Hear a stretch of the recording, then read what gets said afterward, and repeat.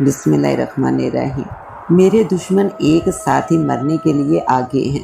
اس نے اپنے غلاموں کو حکم دیا کہ ان دونوں کو جا کر ختم کر دو۔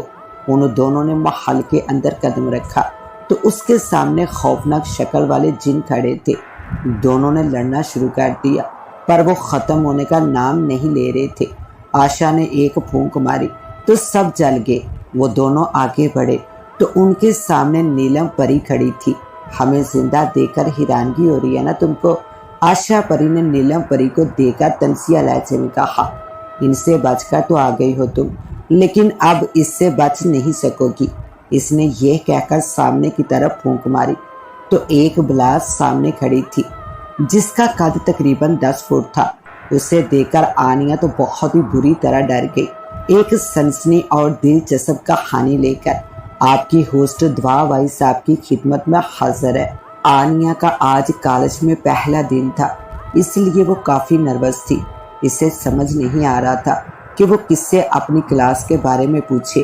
ابھی وہ یہی سوچ رہی تھی کہ تب ہی اسے محسوس ہوا کہ کوئی اسے دیکھ رہا ہے۔ اس نے اپنے سامنے دیکھا تو ایک لڑکا سامنے کھڑا اسے دیکھ رہا تھا۔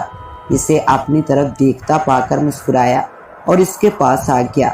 ہائے، میرا نام سلمان ہے، لگتا ہے آپ کا بھی آج کالج کا پہلا دن ہے۔ آپ کا نام کیا ہے؟ میرا نام آنیا ہے۔ بہت خوبصورت نام ہے آپ کا۔ کیا آپ مجھے کلاس روم کے بارے میں بتا سکتے ہیں؟ آنیا نے کہا تو سلمان نے کہا، آئیے میرے ساتھ۔ یہ کہہ کر سلمان آگے چل پڑا۔ آنیا اس کے پیچھے آ رہی تھی۔ وہ سوچ رہی تھی کہ اسے سلمان کے ساتھ نہیں آنا چاہیے تھا۔ کلاس میں داخل ہوتے ہی آنیا نے سکون کا سانس لیا۔ آنیا اپنی جگہ پر بیٹھ گئی۔ اس کے سامنے والی سیٹ پر سلمان بیٹھ گیا۔ کچھ دن یوں ہی گزرتے چلے گئے۔ کلاس میں آنیا اور سلمان کے کافی دوست بن گئے تھے۔ سلمان بہت ہی خوبصورت لڑکا تھا۔ بہت سی لڑکیاں اس کی دیوانی تھی۔ لڑکیاں اس کی ایک نظر کے لیے تڑپتی، مگر سلمان صرف آنیا کو دیکھتا تھا۔ آنیا لائبریری میں بیٹھی کتاب پڑھ رہی تھی، تب ہی اسے یاد آیا کہ اس کی دوست کنٹین میں اس کا انتظار کر رہی تھی۔ آنیا نے کتاب بند کی اور باہر کی طرف آ گئی، تب سامنے سے آتے سلمان سے ٹکرا گئی۔ اس کے ہاتھ سے کتابیں گر گئی۔ اس سے پہلے کہ وہ نیچے گرتی، سلمان نے اس کو تھام لیا۔ دونوں کی نظریں ملی اور وہ دونوں ایک دوسرے کی نظروں میں دیکھتے رہے۔ آنیا ایک دم پیچھے ہٹ گئی۔ آنیا اپنی کتابیں اٹھانے کے لیے جھکی، تب دونوں کے ہاتھ ٹکرائے۔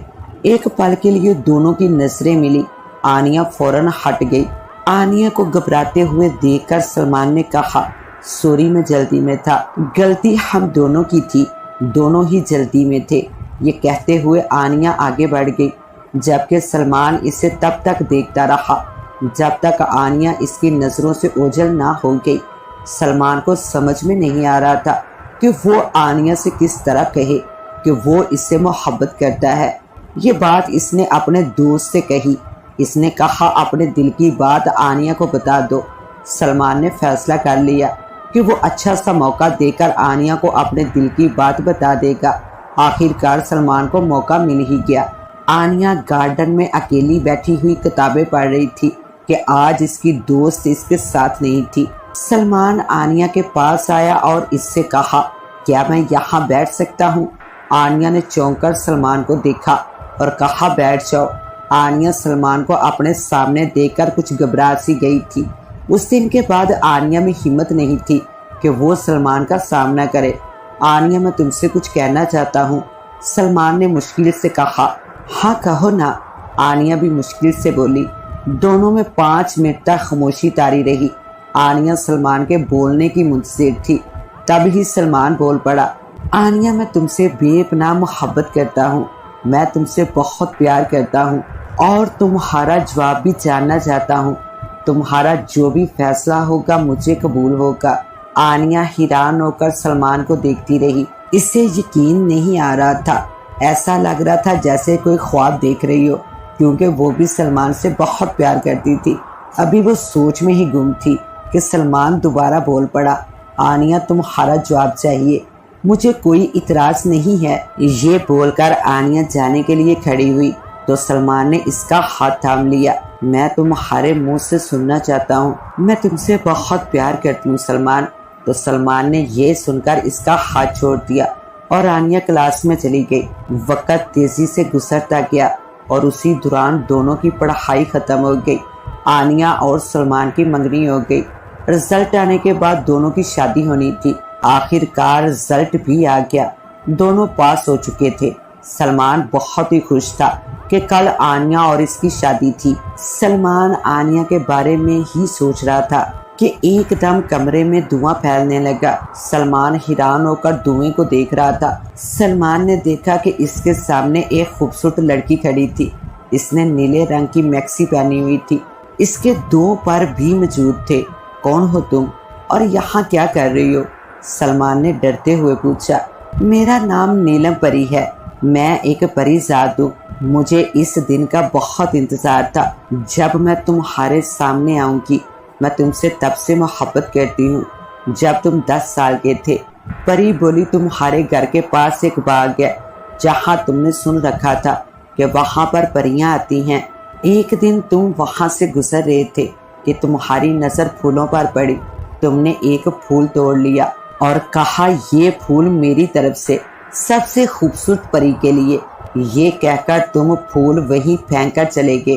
تب میں وہیں تھی اور وہ پھول میں نے ہی اٹھا لیا اور مجھے تم سے محبت ہو گئی۔ تب سے میں تمہارے ساتھ ہی ہوں۔ سلمان یہ سن کر حیران رہ گیا۔ اسے اپنے بچپن کا وہ زمانہ یاد آ گیا۔ سلمان میں تمہیں لینے آئی ہوں۔